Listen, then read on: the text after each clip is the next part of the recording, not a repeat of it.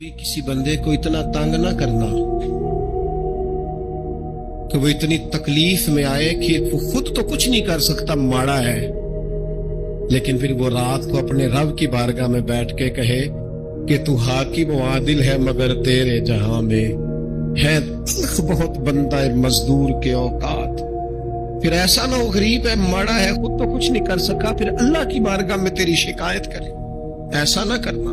जब आप किसी को तकलीफ देते हैं, जब आप सताते हैं, जब आप वो बात करते हैं जो उस बंदे में मौजूद नहीं है, जब आप झूठ बोलते हैं अपने नफ्स की तस्कीन के लिए, जब आप ज्यादती करते हैं सिर्फ अपनी अना के लिए, तो फिर बादों का दुआए जरर निकलती है मुंह से। मेरे नबी पाक अलैहिस्सलाम के दरवेश सहाबी थे हज़रत सईद बिन ज़ैद रदी अल्लाह तआला अन्हु, फकीर फाका मस्त हजरत उमर रदी अल्लाह तआला अन्हु के करीबियों में से थे। एक औरत ने इल्जाम लगा दिया जमीन के कब्जे का। इतना बड़ा आदमी, महबूब का सहाबी, और औरत ने इल्जाम लगा दिया। और जब अल्लाह वाले बद्दुआ देते नहीं, लेकिन जब कोई तकलीफ इतनी दे, कलेजा फट जाए, फिर बंदा क्या करे। वही बात कि अब वो कुछ कह नहीं सकते थे, एक औरत पर किस तरह कोई बात हो सकती थी। दोनों हाथ अल्लाह की बारगाह में उठाए, ये सही हदीस में मौजूद। दोनों हाथ अल्लाह के हुजूर उठा के अर्ज करने लगे, मालिक अगर ये औरत झूठी है ना तो फिर इसे अंधा कर दे और इसकी कब्र इसके घर में बना दे। सहाबा फरमाते हैं कि हजरत सईद इब्न ज़ैद का तो विसाल हो गया, जमाना गुजर गया, लेकिन हमने फिर उस बीबी को अंधा होते देखा है। फिर उसके घर में कुआं था और हमने उसे अपने ही घर के कुएं में गिर के मरते हुए भी देखा है। मैं जानता हूं उस बूढ़ी औरत को जिसकी बेटी को किसी ने बड़ा ही सताया था ससुराल वालों ने, और खामद उसका मौजूद नहीं था, तो वो अपने वहां से निकलते हुए ना वापस घर से, तो वो दरवाजे पे खड़ी होके कह रही थी, हजरत साहब मैं गुजर रहा था, हजरत साहब गल सुनना, बच्चियों का बाप कोई नहीं, एक भैया बेचारा किधर किधर जाए, हर चौथे दिन मैं यहाँ आके मिन्नतें करके दुपट्टे फेंक के बच्ची छोड़ के जाती हूँ। आज मैंने अपना मुकदमा रब की बारगाह में पेश कर दिया। आप गवाह है ना, मेरा जुर्म सिर्फ है वे कि मैं बेटियां दी मां वा। गवाह है ना आप, मैंने मुकदमा अल्लाह के हुजूर दर्ज करा दिया है। बेटी को हौसला दे के जाती हूँ, खुद नहीं सोती मैं सारी रात। मुझे पता है मेरी बेटी के साथ ज्यादती हो रही है और इनको भी पता है, ले जा कोई नहीं सकते, बंदे माड़े हैं, तो ये रोज जुल्म करते हैं। मैंने वो मुकदमा दर्ज करा, आप गवाह रहना। मैंने बड़ा मनाया उस अम्मा को। मैंने कहा अम्मा इतने सख्त जुमले ना कह। कहने लगी कलेजा अंदर से फट गया, छलनी छलनी है। एक शख्स के कमरे में जाती थी माफी मांगने, चलो बच्ची से गलती हो गई तो उठ के दूसरे कमरे में चला जाता था, मैं दूसरे में जाती थी क्योंकि मैं बेटी वाली हूं। अब मैंने मुकदमा दर्ज करा दिया है, अब मेरा रब जाने बेहतर इंसाफ। मैं बड़ा अल्लाह का गुनाहगार बनता हूं। मैंने फिर वाकई वहां इंसाफ होते देखा, मैंने वो रंग बदलते और हालात तब्दील होते देखे। ये याद रखना, जिंदगी खुद भी गुनाहों की सजा देती है। यहां भी जिंदगी खुद भी गुनाहों की सजा देती। याद रखना, जरा एहतियात से मुंह खोलना किसी के बारे में, अल्लाह के बंदों के बारे में अपनी जुबानें जरा एहतियात से खोलना। जरा ख्याल करना, किसी गरीब के बारे में जुमले सोचकर बोलना, किसी कमजोर का मजाक उड़ाना, तो माज़अल्लाह जरा होश करना, अल्लाह से डर के बात करना, इसलिए कि बड़ी जल्दी इंसाफ का वक्त आने वाला, बड़ी जल्दी हालात बदलने वाले हैं। तिलकल अय्यामु नुदाविलुहा बैनन नास, अल्लाह लोगों के दरमियान दिन बदल दिया करता है, फिर लोगों को जगह नहीं मिलती छुपने की, रोक छुपाने की। दो ही बातें आज आपके सामने रखी है, एक तो नेकों से दुआ ले लो, अल्लाह वालों से दुआ ले लो, माँ बाप से दुआ ले लो, बुजुर्गों से दुआएं, और दूसरा बद्दुआओं से बच जाओ, दुआए जरर से बच जाओ। किसी को इतना ना सताओ कि बेचारा खुद कुछ ना कर सके और अल्लाह के हुजूर तुम्हारी शिकायत करे, बचो। वो मैंने बहुत पुराना एक जुमला कहा था, फिर कहता हूं, गरीबों की बद्दुआएं دن میں نہیں ستاتی، غریبوں کی بددعائیں رات کو ستاتی ہیں۔ جب اے سی پورا لگا ہو، گھر پورا بہترین بنا ہو اور نیند نہ آئے، اور اپنے ہی گھر سے خوف آئے، اور اپنے ہی مقام سے بندہ بے چین ہو کے اٹھے، اور کبھی چھت پہ اور کبھی نیچے، اور پتہ نہیں مجھے کیا ہے اور پتہ نہیں مجھے کیا ہے، تو پھر وہ استغفار کرے، پھر وہ جس کو ستایا اس سے معافی مانگے، پھر جس کا دل توڑا ہے اس سے جا کے اللہ کی رضا کے لیے معافی مانگ کے آئے، اس لیے کہ کچھ سکون ایسے ہیں جو صرف معافیوں سے ملتے ہیں۔ نبی پاک رحمت للعالمین ہے، لیکن جب حضور گزرے نا ایک دن طواف بیت اللہ شریف کر کے، تو کفار نے پھبتیاں کسیں، بار بار بلا بلا کا، ایک طواف بھی حضور نے کر لیا، دوسرا بھی کر لیا، تیسرا بھی، اور پھر انہیں اوجڑیاں ڈالی، کئی تکلیفیں دی، تو اس وقت حضور نے پھر دعا کی تھی، اے اللہ گن لے ان لوگوں کو، جن مالک ان بندوں کو یہ اتنی تکلیف دیتے ہیں۔ حضرت صدیق اکبر فرماتے ہیں وہ جن کے لیے محبوب نے اس دن دعا کی تھی وہ چن چن کے بدر میں قتل ہوئے، سارے گن گن کے وہ لوگ قتل ہوئے۔ کیوں ہم کسی کو اتنا ستائیں کہ اس کے منہ سے پھر ایسے جملے نکلیں جو ہم سے سنبھالے نہ جا سکے۔ حضرت سعد بن ابی وقاص، بخاری مسلم دونوں میں حدیث، حضرت عمر نے انہیں کوفے کا گورنر بنایا تھا، حاکم بنایا تھا۔ کچھ لوگ حسد کی وجہ سے نیک لوگوں پر تنقید کرتے، اپنے ذاتی حسد کی وجہ سے اللہ کے بندوں کو ستاتے، پھبتیاں کستے ہیں، زبانیں کھولتے، اور آپ فرماتے ہیں جس نے میرے ولی سے دشمنی کی میرا اعلان جنگ ہے۔ حضرت فاروق اعظم رضی اللہ تعالیٰ عنہ نے حضرت سعد بن ابی وقاص کو حاکم بنایا کوفے کا، تو کچھ لوگوں نے شکایتیں کی، تو حضرت عمر نے کہا جاؤ پتہ کرو جا کے، معلومات کی، تو ہر بندہ کہنے لگا اتنا اعلیٰ تو بندہ ہو ہی نہیں سکتا جتنے حضرت سعد بن ابی وقاص ہیں۔ ایک بندہ کھڑا ہوا، صرف ایک، وہ کہنے لگا نہ تو یہ جہاد میں جاتے ہیں، نہ مال غنیمت صحیح تقسیم کرتے ہیں، نہ یہ عدل و انصاف کرتے ہیں۔ 3 شکایتیں اس نے لگائیں۔ حضرت سعد بن ابی وقاص چونکہ زندگی ساری محنت کی تھی، جہاد کیا تھا، ساری زندگی انصاف میں گزاری تھی، دل ٹوٹ گیا، اللہ کی بارگاہ میں عرض کرنے لگے مالک اگر یہ ریاکاری کے لیے کہہ رہا ہے نا، یہ باتیں جھوٹ بول رہا ہے، تو پھر اس نے 3 الزام لگائے ہیں، تو میں 3 دعائیں کرتا ہوں، اس بندے کی عمر لمبی کر دے، اس کا فاقہ بڑھا دے، اور اسے فتنوں میں مبتلا کرنا میرے مالک۔ یہ دعا نکلی حضرت سعد بن ابی وقاص کی زبان سے۔ صحابہ اور تابعین فرماتے ہیں وہ بندہ اتنا بوڑھا ہو گیا، حضرت سعد بن ابی وقاص تو وصال کر گئے، بڑی شان سے دنیا سے گئے، لیکن وہ اتنا بوڑھا ہو گیا کہ اس کی بھمیں جھک گئی تھی، اور فاقے کا یہ عالم تھا کہ فاقہ ختم ہی نہیں ہوتا تھا، اور فتنوں کا یہ حال تھا کہ بڑھاپے میں بھی معاذ اللہ چوکوں میں کھڑی عورتوں کو چھیڑ دیتا تھا، اور لوگ جوتے مارتے، تکلیف دیتے، پاس کیوں نہیں آتا تجھے، شرم کیوں نہیں آتی؟ تو کہتا تھا لوگوں میں کیا کروں، مجھے حضرت سعد بن ابی وقاص کی بد دعا لگ گئی، میں نے ان کو ستایا، دل توڑا، اذیت دی، کیوں ہم اس طرح کے لفظ کہیں؟ حضور فرماتے ہیں اللہ کے کچھ بندے ہیں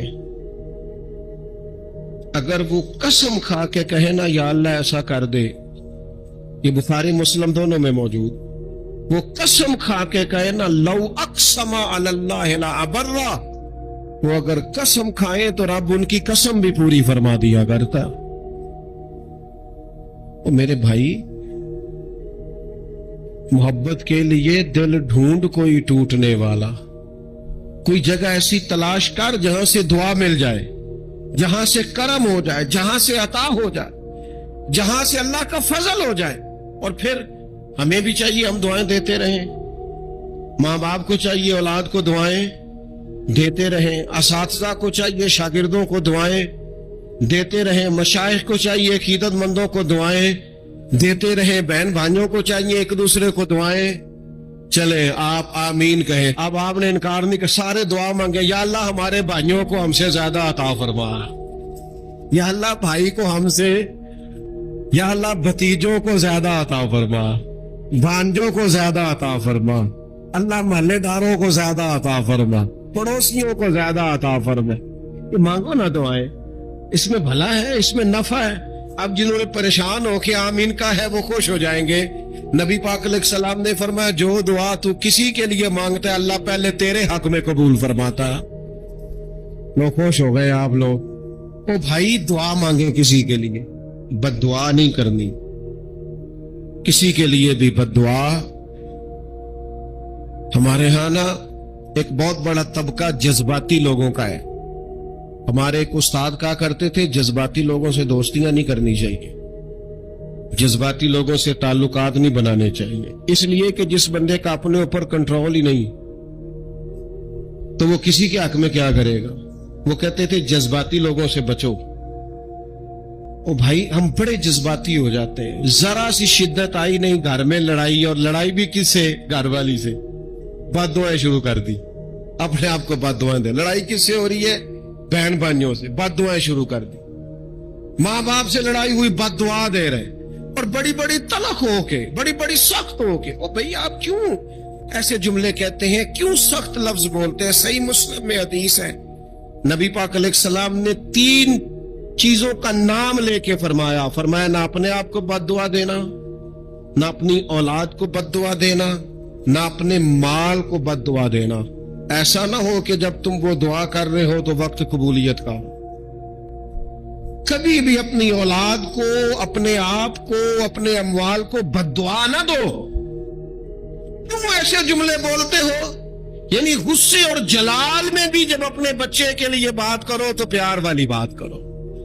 गुस्से में, जलाल में, जज्बातियत में भी बहन भाइयों के लिए, घर वालों के लिए, अपने लिए बात करो तो मोहब्बत वाली बोली बोलो। कभी भी अपने लफ्जों को सख्त न करे। हमारे यहाँ 1 मिनट लगता है, लोग कहते हैं अल्लाह करे मैं मर जाऊं, अल्लाह करे मैं तबाह हो जाऊं, अल्लाह करे मैं। ओ भाई तू ठहर जा। अल्लाह ताला ने जिंदगी तुझे अपने फजल से अता फरमाई है। तुझे क्या मुसीबत बन गई है, तू कहां से निकला है, तू कहां पहुंच गया है। तू कैसे कहता है मैं मर जाऊं। तू अपनी जान का मालिक ही नहीं। तू मालिक होता तो अपनी मर्जी के खानदान में पैदा होता, अपनी मर्जी की तारीख को पैदा होता, अपनी मर्जी के मुल्क में पैदा होता। तू अपनी जान का मालिक ही नहीं। मालिक तो वो है जिसने अपनी मर्जी की जगह पे पैदा किया है, अपनी मर्जी का वक्त दिया है। तू कैसे कहता है मैं मर जाऊं। नहीं, तू मर सकता, अपनी मर्जी से मरेगा तो खुदकुशी हराम है, और रब रसूल के रास्ते में मरेगा तो शहादत की मौत नसीब होगी, हमेशा की जिंदगी मिलेगी। वला तक़ूलू लिमन युक़तलू फ़ी सबीलिल्लाहि अमवात। लिहाजा जज्बातियों की बद्दुआएं करना और सख्त बद्दुआएं करना। मेरे अब्बा जी भैंस को बद्दुआ देने से भी मना करते थे, और मैं कभी कभी हैरान, जब हमने ये हदीसें पढ़ी ना बाद में, मैं कहना सा यार अनपढ़ बंदे ने कि तो सबक लिया। जानवर को, भैंस को, वो किसी वक्त को तंग आते ना तो कोई सख्त लफ्ज कहता तो कहते ना भाई माल नू बद्दुआ नहीं दई दी। तो उस वक्त तो मतलब समझ नहीं थी कि यार मतलब माल नू बद्दुआ नहीं दई दी, एडी केड़ी मेरा मतलब है मुश्किल है। बंदा माजी नू भी मंदा ना आखे। लेकिन वो जब रिवायात पढ़ी बाद में तो समझ आई कि कुछ उलूम किताबों में हैं, और चूंकि मुसलमान सीना बसीना आ रहे हैं तो कुछ तरबियतें ऐसी हैं जो लफ्जों में तो नहीं, लेकिन बड़े बूढ़ों ने जो सुना सीखा है वो अपने पल्ले से बांधा हुआ है। उन्होंने अपनी गिरा से अच्छी तरीके से करके बांधा है, पर दुआ नहीं। आप दुआ करें, आप अच्छे लफ्जों में। और कोई बंदा मिल जाए ना, मैं वैसे मैंने कई दफा कहा है, फिर कहता हूं, आजकल ना कोई मेरे जैसे बंदे को चलो ऊंची कुर्सी पे बैठता है, नमाज पढ़ाता है, पगड़ी बांधता है, तो कोई बंदा नेक समझ मिले तो दुआ नहीं कराता, फोटो ही लेता है। पहले लोग दूर से आते थे तो आके कहते थे दुआ कराने आए। अब वो कहते हैं बड़ी दूर से चल के आया हूं जी, बड़ी मेहरबानी। तो कहते एक फोटो मिल जाएगी। अल्लाह के बंदे, हम दुआ दे रहे हैं तो फोटो ले रहा है। फिर एक और गल आजकल बड़ी आम है, वो कहते जी जरा यादगिरी रहिंदी है। तो मैं क्या गौस पाक दी ते कोई फोटो नहीं, सानू ते हर वेले याद रहिंदे ने, कोई फोटो नहीं, हमें तो कभी नहीं भूले। ख्वाजा अजमेर की कोई फोटो नहीं, हमारी नस नस में आबाद है। इमाम आजम अबू हनीफा की कोई फोटो नहीं, लेकिन हम तो हनफी हैं, उनका नाम ले लेके जीते हैं। میری میرے حضرت صاحب کے ساتھ کوئی فوٹو نہیں، جرت ہی نہیں تھی، اتنے قابل ہی نہیں تھے کہ ساتھ کھڑے ہو سکے. وہ میرے گھر کبھی نہیں آئے، اور میں سمجھتا تھا گھر اس قابل بھی نہیں کہ اتنی بڑی ذات کو میں کہوں کہ تو میں کو جیتے دل بر سونا. اور کتنا سونا؟ او سونا تے رج کے سونا تے سونا جی میں سویرا، میں کو جاتے رج کے کو جا جی میں ہنیرا. کبھی اتنی ضرورت ہی نہیں کی. اتنی طاقت کے ساتھ کھڑے ہو کے کہیں کہ میں تیرے برابر ہوں تو فوٹو بنا، اتنی ضرورت کبھی ہوئی نہیں. ان کیا کریں؟ دور بدلا، حالات بدلے، زمانہ بدلا، طور طریقے بدلے. وہ کبھی لوگ مشائخ کے پاس دعائیں لینے جاتے تھے، کہتے تھے ہم آئے ہیں کوئی دعا کر دے. وقت بدل گیا، 30 سیکنڈ کی ویڈیو رہ گئی. او خدا کے بندو تھوڑا سا روحانی زندگی کی طرف آؤ، روحانی زندگی کی طرف. او بھائی دعائیں کرائیں، اپنے لیے گواہیاں پکی کریں، اپنی والدہ سے، اپنے والد سے، اپنے دادا سے، اپنے نانا سے، اپنی نانی سے، اپنی دادی سے، اپنے بہن بھائیوں سے، اپنے دوستوں سے، اپنے مرشد سے، اپنے استاد سے دعا کراؤ. ان سے کہو ایک دفعہ میرے لیے ہاتھ اٹھا دے اللہ کی بارگاہ میں. میں صحیح روایت پیش کرتا ہوں، میرے نبی کریم نے فرمایا تھا عمر فاروق سے، سیدنا عمر سے، جنتی عمر جن کا حضور جنت میں محل دے کے آئے. نبی کریم نے فرمایا تھا عمر لوگ حج کرنے آئیں گے، جہاد کے لیے آئیں گے، اگر یمن والے لوگ آئے اور تجھے ان میں سے میرا اویس کرنی مل گیا تو عمر اس سے اپنے لیے دعا کرا لینا.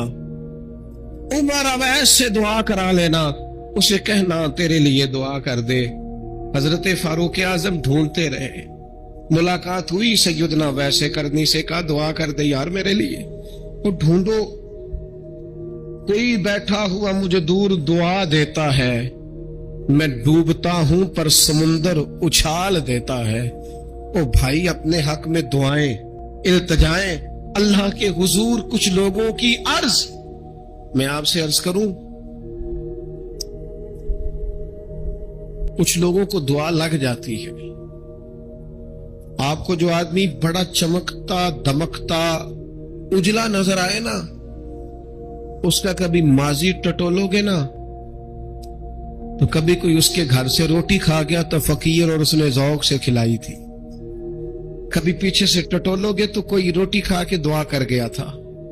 کوئی چند گھڑیاں دروازے پہ رہا تھا، اس نے نیکی کی تھی، دعا کر گیا تھا.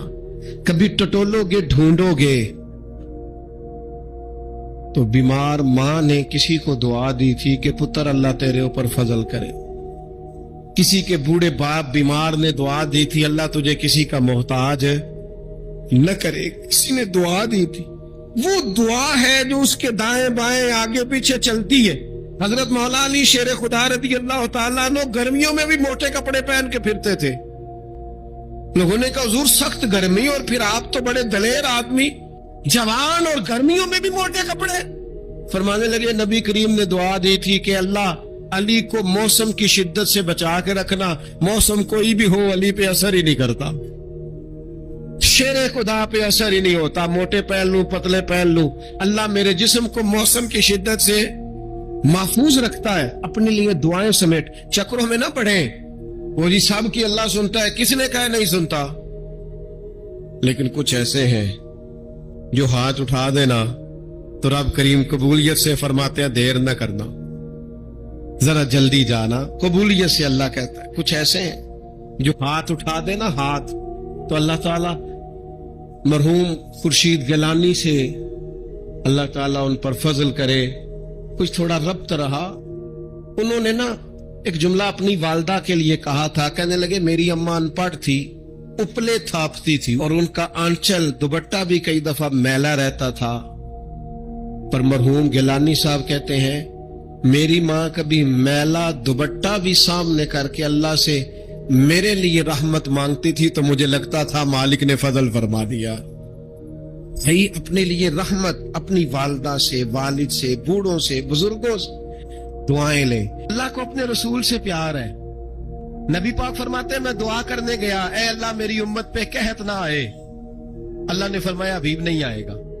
اے اللہ میری امت کے چہرے نہ بدلیں، گناہ کرے تو مسخ نہ ہو، حبیب نہیں بدلیں گے۔ حضور فرماتے ہیں میں نے ہاتھ اٹھایا کہ اللہ یہ آپس میں لڑے نہ، توجہ کرنا جملوں پہ، اے اللہ یہ آپس میں لڑے نہ۔ اللہ یہ بھی کہہ سکتا تھا حبیب یہ نہیں قبول کرنی دعا، اللہ بے نیاز ہے نا، چاہے قبول کرے اور چاہے، توجہ کرو غور کرو بات پہ، اللہ چاہے تو قبول کرے چاہے تو، اے اللہ میری امت لڑے نہ، تو یہ نہیں فرمایا حبیب قبول نہیں کرتا، کہ محبوب یہ دعا مجھ سے مانگ ہی نہ، اے حبیب تو دعا مانگ، تو مانگے میں قبول نہ کروں یہ ہو نہیں سکتا، اس طرح کر یہ دعا مجھ سے۔ نبی پاک نے منافقین کے لیے دعا کرنی چاہیے کہ اے اللہ، اے مولا تو مہربانی فرما، اے اللہ کرم فرما، منافقین کو بھی بخش دے۔ تو میرے رسول پاک علیہ السلام فرماتے ہیں رب کریم نے مجھے منع کیا، اے محبوب یہ والی دعا، یہ دعا ہی نہ مانگ، یہ دعا اللہ کو کوئی مجبور کر سکتا، لیکن اگر اللہ پیار کرے تو، بھائی دنیا داری کا چودھری صاحب کا، مولوی صاحب کا، پیر صاحب کا ایک عام مشہور مقولہ ہے، فلاں بندہ آ گیا تھا اس کو میں انکار نہیں کر سکتا تھا، کیوں جی وہ بندوق لے کے آیا تھا، کر دینا تھا انکار، فلاں آدمی آ گیا تھا پھر میں اس کو انکار، اور فلاں بندے کو ساتھ لے آیا تھا اس کو انکار ہو سکتا، کیوں جی؟ دو باتیں ہوتی ہیں، یا پیار بڑا ہے یا عزت بڑی ہے، دو ہی باتیں ہیں، یا میں اس سے پیار بڑا کرتا ہوں یا میں اس کی، اللہ اپنے نبی سے پیار بھی بڑا کرتا ہے اور اپنے نبی کی عزت بھی بڑی فرماتا ہے، بس یہ سمجھ لے بات۔ وسیلے کا معنی یہ ہے کہ اللہ اپنے نبی سے پیار کرتا ہے، اپنے محبوب کو اللہ بڑی عزت عطا فرماتا ہے۔ نبی پاک سید عالم صلی اللہ علیہ وسلم کے وسیلے کا یہ حال تھا کہ صحابہ ہر کام کے لیے دروازہ رسول پہ پہنچ جاتے، پیاس لگی تو حضور کے پاس، بھوک لگی تو نبی پاک کے پاس، حضرت ابو ہریرہ کو حافظہ چاہیے تو نبی پاک کے پاس، کسی کو اولاد کی ضرورت ہے تو رسول پاک کے پاس، کسی کو طاقت کی ضرورت ہے تو وہ بھی نبی پاک کے پاس، ہر آدمی جاتا تھا، انہیں پتا تھا دیتا خدا ہی ہے پر وسیلہ مصطفیٰ دیتا ہے صلی اللہ علیہ، اور حضور نے فرمایا انما انا قاسم، بخاری مسلم ہے، فرمایا میں تو بانٹنے والا ہوں، میں قاسم ہوں، واللہ یؤتی، ہاں عطا کرنے والا اللہ ہے، میں قاسم ہوں اور دینے والا اللہ ہے۔ صحابہ ہمیشہ نبی پاک کے واسطے سے دعا مانگتے، انہیں پتا تھا اگر تیرے واسطے سے مانگوں تو کوئی دعا بے اثر نہ ٹھہرے۔ ترمذی شریف، ابن ماجہ، دیگر تمام کتب میں امام احمد نے اپنی مسند میں نقل کیا، حضرت عثمان ابن حنیف کہتے ہیں میں نبی پاک کے پاس بیٹھا تھا تو ایک نابینا صحابی آئے، عرض کرنے لگے یا رسول اللہ صلی اللہ علیہ وسلم میں نابینا ہوں، میرے لیے دعا کریں، اللہ مجھے آنکھیں عطا فرمائے، دعا کریں۔ اب حضور نے پتا کیا کہا، نبی پاک نے فرمایا دو باتیں، یا تو صبر کر لے یا میں دعا کر دیتا ہوں، صبر کرے گا تو اللہ جنت دے گا، یا تو صبر کر لے یا میں، صحابی بڑے پیارے تھے، کہنے لگے یا رسول اللہ جنت تو اللہ اپنے فضل سے دے گا ہی، میں نے نہیں صبر کرنا، مجھے آنکھیں چاہیے، اور پھر یہاں آ کے صبر کروں، این خزانے کے پاس جا کے صبر کروں، حضور میں نہیں صبر کرتا، آپ دعا کریں۔ نبی پاک نے دعا سکھائی، فرمایا 2 نفل پڑھ جا کے اور 2 نفل پڑھ کے میرے وسیلے سے دعا کر، کیا کر؟ اللہ سے کہہ کہ اللہ میں تیرے پاس تیرے رسول کا وسیلہ لے کے آیا ہوں، اور پھر کہنا یا محمد انی توجہت علیک، کہنا ہے محمد صلی اللہ علیہ وسلم میں آپ کے وسیلے سے اللہ کی بارگاہ میں حاضر ہوں، اور پھر اللہ سے کہنا کہ اے اللہ تو اپنے نبی کی سفارش میرے حق میں قبول فرما۔ کون سکھا رہا ہے؟ بولیے کس کو؟ بولیے، کہا جا میرے وسیلے سے جا کے دعا کر۔ حضرت عثمان کہتے ہیں وہ چلے گئے، 2 نفل پڑھے، حضور کے وسیلے سے دعا مانگی، فرماتے ہیں وہ چلے گئے پر ہم کوئی نہیں گئے، آپ کیوں نہیں گئے؟ تو صحابہ کا نظریہ بتاتا ہے کہ وہ گئے اس لیے نہیں کہ ہم حضور کا معجزہ دیکھ کے ہی جائیں گے، کہتے ہیں ہم گئے نہیں، تھوڑی دیر گزری تو وہ صحابی جو اندھے گئے تھے جب واپس آئے ہیں تو اللہ نے انہیں آنکھیں عطا فرما دی، گئے تھے تو نابینا تھے، آئے تو بینا ہے۔ میرے نبی پاک صلی اللہ علیہ وسلم کا توسل، حضور کا وسیلہ خود حضور نے سکھایا ہے، خود نبی پاک نے اور صحابہ کرام علیہم رضوان اس مزاج پر پورے عامل تھے